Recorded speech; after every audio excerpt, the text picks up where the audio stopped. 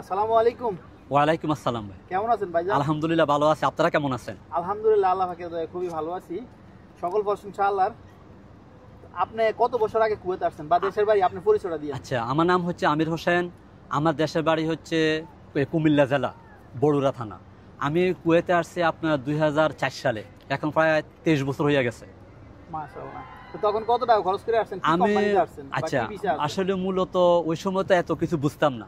এখানে আসার পরে আমি বুঝলাম, মূলত আমি এখানে প্রথমে লেবার বেশি আসলাম গার্ডেন কোম্পানিতে। ওই সময় 3 লক্ষ টাকা খরচ হয়েছে, আজ থেকে 23 বছর আগে আমার 3 লক্ষ টাকা খরচ হয়েছে। ওই সময় আমি 20 টাকা বেতনে চাকরি করছি।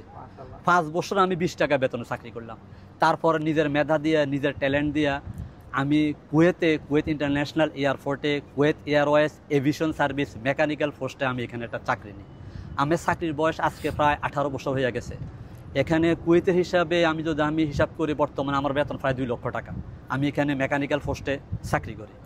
তো আসলে কুয়েত এমন একটা দেশ, এখানে আইন কানুন খুবই কঠিন।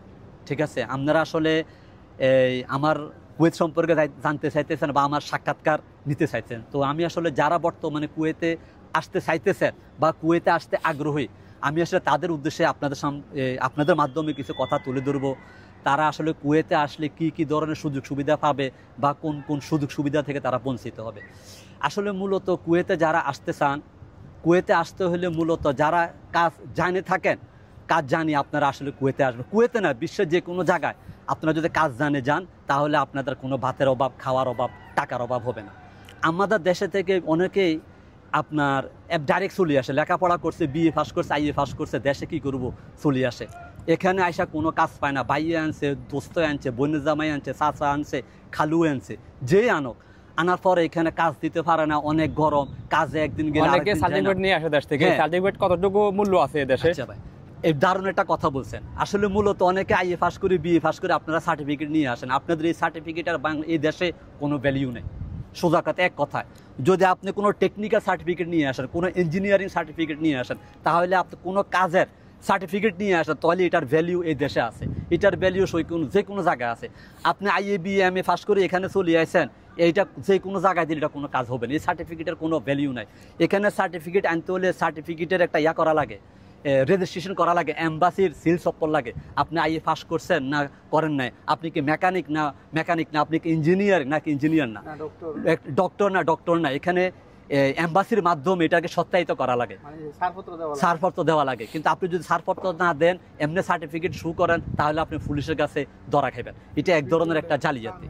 আর একটা কথা বলি, বিশেষ করে আমাদের বাংলাদেশের আমাদের ভাই এবং বোনেরা, আপনারা আইএ পাস করে, বিএ পাস করে আপনারা মনে করেন যে আমি একটা কাজ শিখি। কেন কাজ শিখি? আমি তো বিএ পাস করছি, আইএ পাস করছি। কিন্তু এটা আপনাদের ভুল ধারণা।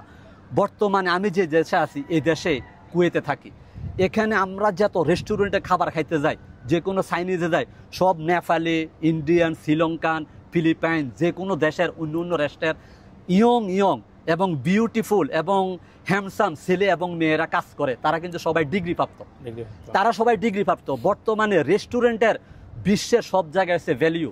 তাই আমার বাংলাদেশের সকল ভাইদেরকে বলবো, আপনারা লেখাপড়া জানেন আর না জানেন, কমপক্ষে রেস্টুরেন্টের কাজ শিখিয়ে আসবেন। যদি রেস্টুরেন্টের কাজ শিখে কুয়েতে আসেন, বিশ্বের যে কোনো জায়গায় যান, আপনাদের খানার অভাব হবে না। আর রেস্টুরেন্টের কাজ শিখে আপনি বাংলাদেশে বসে যে কোনো জায়গায় ওয়ার্ল্ডের আপনি অ্যাপ্লাই করতে পারেন, আপনাকে হায়ার করে নিবে, আপনার খরচ লাগবে না। তাই যারা আইএ পাস করছেন, বিএ পাস করছেন, এমএ পাস করছেন, ঘরে বসে না থেকে আপনারা রেস্টুরেন্টের কাজ শিখেন। কারণ যারা রেস্টুরেন্টে কাজ করে, তাদেরকে একটা লেভেল আছে, A commis, B commis, C commis, chef বলা হয়। একটা chef BA pass, MA pass. তারা ইংলিশে কথা বলা লাগে, তারা মেনু পড়া লাগে, মেনু লেখা লাগে। আপনার মেনুতে কি ফুড যাবে, ওই ফুডের নামগুলো ইংলিশে লেখা লাগে, এগুলো আপনার জানতে হবে। তাই সবাইকে বলবো, আপনারা রেস্টুরেন্টের কাজ শিখে আসবেন। আরেকটা কথা আমি প্রশ্ন করি, আপনি এই যে ভিডিওতে বলছেন আপনার বেতন প্রায় 2 লক্ষ টাকার মতন হয়, এই কথাটা আবার অনেকে আমাদের এখানে অডিয়েন্সরা দেখে এখন জানতে, মানে তারা চাইবে যে আমি ওই কোম্পানিতে যাব, আপনি যে কোম্পানিতে কাজ করেন এত টাকা আমারও বেতন হবে। আসলে তারা আসলে কি এই কোম্পানিতে এত টাকা বেতন পাবে এবং কি এই কোম্পানিতে কোনো বিষয় হয় কিনা? না ভাই, আপনারা চাইলেও আপনারা এই কোম্পানিতে কোনোভাবে আসতে পারবেন না। আপনারা চাইলেও এটা যদি আপনারা চিন্তা করে এইভাবে আসবেন, আসতে পারবেন না। আমি 23 বছর আগে এখানে আসলাম, 5 বছর আমি 20 টাকা বেতনে চাকরি করলাম। ওই সময় কোনো ওভার টাইম ছিল না। 5 টাকা বেতন 20 টাকা বেতনে বাংলাদেশে 5,000 টাকা হইতো না। ওই সময় 1,000 টাকা পাঠাইতে আমার 6 টাকা লাগতো, আর এখন 1,000 টাকা পাঠাইতে মাত্র 2 টাকা লাগে বা 2.5 টাকা লাগে। অবশ্যই তাহলে আমি 5,000 টাকা দিয়ে আমার নিজের খাওয়ার পয়সা হইতো না ওই সময়। হতো না। নিজের শ্রম দিছি, পরিশ্রম করছি, চেষ্টা করছি, মনোবল রাখছি। যারা বিদেশে আনছে তাদেরকে আমি বিরক্ত করি না, নিজে চেষ্টা করছি, অনেক চেষ্টা করে তবদির করে আমি Kuwait international airport, Kuwait Airways aviation service mechanic আমি একটা চাকরি নিই। প্রথমে আমি হেল্পারে চাকরি নিছি, ওইখানে ঢুকি, নিজে যেটুকু জানছি, এরপর আরও শিখছি, শিখার পরে তারা আমাকে ফরমেশন দেয় জেনারেল মেকানিক, এরপরে সিনিয়র জেনারেল মেকানিক। এভাবে আমি এতটুকু পর্যন্ত আসছি। আপনাদের দোয়ায় ইনশাল্লাহ হয়তো এই বছরের লাস্টে আমার আরেকটা প্রমোশন হইতে পারে, হইলে হয়তো আমার বেতন 2 লাখের উপরে চলে যাবে।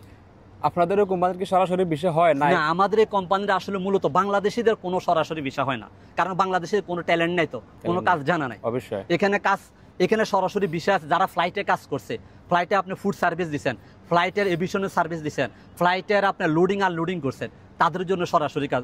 অনেক মানুষ এখানে আসে, তারা দুবাই, সারা ওয়ার্ল্ডের অন্য জায়গায় এরা ফ্লাইটে কাজ করছে, তাদের এক্সপিরিয়েন্স আছে, তারা এখানে আসে তারা এখানে ঢুকে। কিন্তু আপনি ডাইরেক্ট এখানে কিভাবে, আপনি তো কোনো কিছু জানেন না। অবশ্যই আপনি জানতে হবে। আর যদিও তারা ঢুকতে পারে, এখান থেকে যারা টেকনিশিয়ান আছে, অভিজ্ঞতা ভালো আছে, তাদেরকে নেয় কুয়েত থেকে। হ্যাঁ, কুয়েত থেকে নেয়। এখানে কুয়েত থেকে নেওয়া হলো ওই যে আপনার কাগজপত্র, সার্টিফিকেট অরিজিনাল থাকতে হবে, আপনার ইন্টারভিউ নিতে হবে, ইন্টারভিউ টিকলে তারপরে আপনাকে নিবে। তবে এনে আরেকটা কথা আছে, আমাদের বাংলাদেশে যাদের সার্টিফিকেট আছে তারা মনে করেন পাসপোর্টের সাথে অ্যাকুরেট নাই তাদের বয়স। হ্যাঁ, এটা অবশ্যই লাগে। তাহলে আমি আমার একটা কথা শেয়ার করি। আমার এই সমস্যাটা হয়েছিল, কিন্তু আমি আবার আমার এম্বাসির মাধ্যমে, আমার কলেজের মাধ্যমে আমি আবার এটা ঠিক করছি। ঠিক আছে, আমারও এই সমস্যার মধ্যে আমি পড়ছি। কিন্তু তাই সবাই আপনার বয়সের সাথে সার্টিফিকেটের মিল অবশ্যই থাকতে হবে। পাসপোর্টের সাথে সার্টিফিকেটের মিল থাকতে হবে।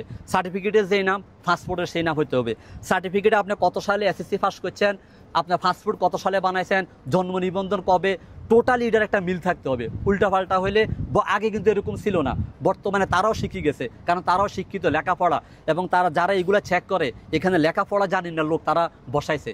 তাই সবাই প্রতারণা থেকে সতর্ক থাকবেন। আপনি এখানে আসবেন, কোনো ডুপ্লিকেট করতে চাইলে আবার আপনি হয়রানির শিকার হবেন।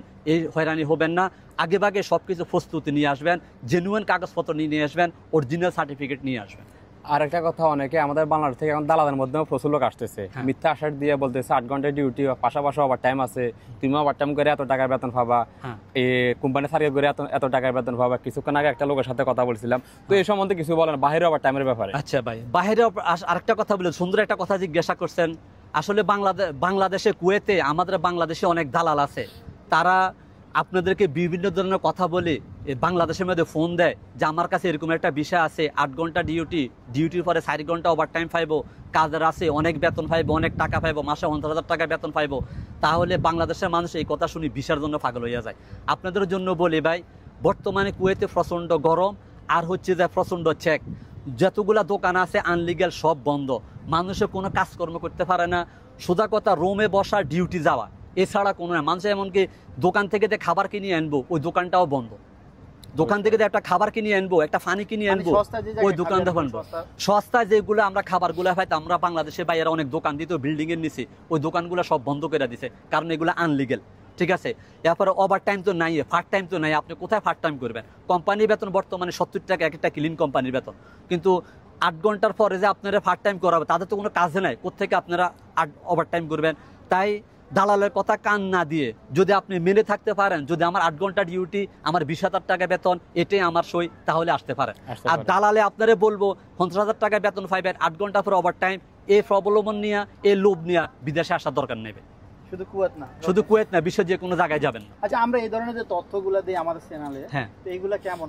হ্যাঁ, আপনাদের সুন্দর একটা কথা বলেছেন। আসলে আপনারা যে তথ্যগুলো আপনাদের চ্যানেলের মাধ্যমে জানাইতেছেন আমাদের বাংলা ভাষাভাষী ভাইদেরকে, এটা কিন্তু তাদের একটা আসলে উপকার হয়, কারণ তারা জানতে পারে আমরা যে দেশে আসি, এই দেশ সম্পর্কে জানতে পারে, এ দেশের কমিউনিটি সম্পর্কে জানতে পারে, এ দেশের আইন কানুন সম্পর্কে জানতে পারে, এ দেশের কাজকর্ম, এই দেশের রুলস সম্পর্কে আসলে জানতে পারে। আপনারা ভালো একটা কাজের উদ্যোগ নিচ্ছেন, যে আপনাদের মাধ্যমে আমাদের বাংলাদেশি ভাষাভাষী যে সকল ভাইয়েরা আছে, তারা আপনাদের মাধ্যমে জানতে পারে। আচ্ছা, আমাদের চ্যানেলের ভিডিওগুলো যদি তাদের ভালো লাগে, কি করতে হবে? হ্যাঁ, অবশ্যই। আসলে সুন্দর একটা কথা বলেছেন। আমি যে সাক্ষাৎকার দিয়েছি, আপনাদের যদি তাদের এই চ্যানেলের ভিডিও ভালো লাগে বা আমার সাক্ষাৎকারটা যদি আপনাদের ভালো লাগে, আপনারা শেয়ার করে অন্যদের কাছে পৌঁছায় দিবেন। আমি যে কথাগুলো বলেছি ওনারা যেন সবাই শুনতে পারে, জানতে পারে কুয়েত সম্পর্কে, বা আমি যে কথাগুলো বলেছি এই সম্পর্কে যেন জানতে পারে। অসংখ্য ধন্যবাদ, ভালোবাসি অবিরাম, সাপোর্ট চাই অল টাইম। আর কে কোন ধরনের ভিডিও চান ইনশাল্লাহ কমেন্ট করবেন, আমরা দেওয়ার চেষ্টা করব। আর ভাইয়ের একটা পেজ আছে, আপনার পেজের নামটা বলে দেন। আসলে আমি যে সাক্ষাৎকার দিয়েছি আমারও একটা পেজ আছে, আমার পেজের নাম হচ্ছে আমির মিডিয়া। বাংলাদেশে অনেকে জানেন, আমার প্রায় 36,000 ফলোয়ার। আপনারা সবাই আমার সাথে যুক্ত হয়ে যাবেন। সবাই ভালো থাকবেন, সুস্থ থাকবেন। আল্লাহ হাফেজ। আবার দেখা হবে যে কোনো সময় যে কোনো একটা ভিডিওতে। ওকে ভাইয়া, ধন্যবাদ। আল্লাহ হাফেজ।